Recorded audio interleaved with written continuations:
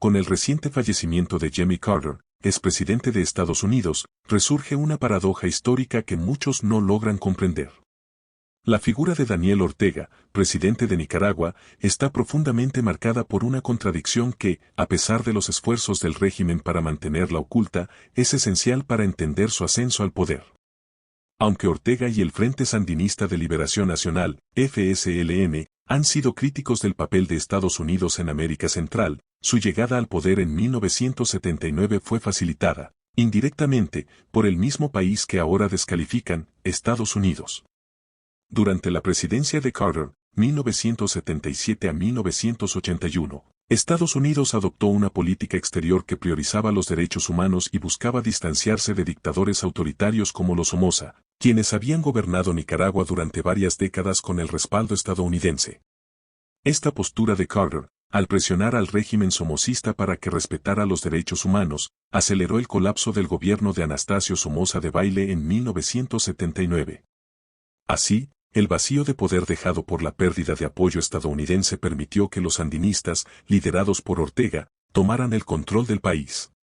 Aunque la administración de Carter no apoyó explícitamente al Frente Sandinista, su alejamiento de los Somoza creó las condiciones que favorecieron su ascenso.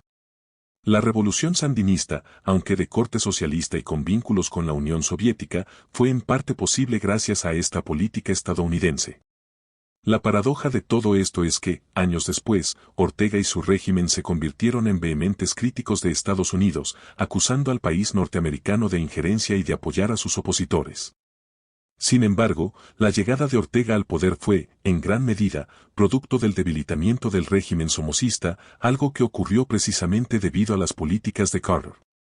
Lo irónico es que muchos de los seguidores del FSLN, profundamente comprometidos con la figura de Ortega y el legado de la revolución sandinista, desconocen estos aspectos cruciales de la historia.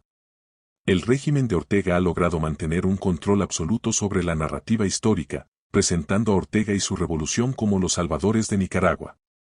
En este contexto, la mayoría de sus seguidores no investigan ni cuestionan las versiones alternativas de los hechos, lo que ha sido clave para la consolidación del poder de Ortega. Este adoctrinamiento político ha permitido que el presidente mantenga un control férreo sobre el país, a pesar de las críticas nacionales e internacionales. Desde su retorno al poder en 2007, Ortega ha consolidado su régimen a través del control de las instituciones, la represión de la oposición y la manipulación de elecciones, lo que le ha permitido mantenerse en el poder por más de 40 años. El legado de Jimmy Carter, cuya política en su momento buscaba promover una transición hacia la democracia y el respeto a los derechos humanos en Nicaragua, tuvo efectos imprevistos y duraderos. A pesar de sus intenciones, la política de su administración contribuyó, indirectamente, a la creación de un sistema autoritario bajo Ortega, que sigue vigente hoy en día. El hecho de que muchos de los seguidores de Ortega desconocen esta historia subraya la importancia del control narrativo del régimen, que ha permitido mantener viva una versión distorsionada de los hechos.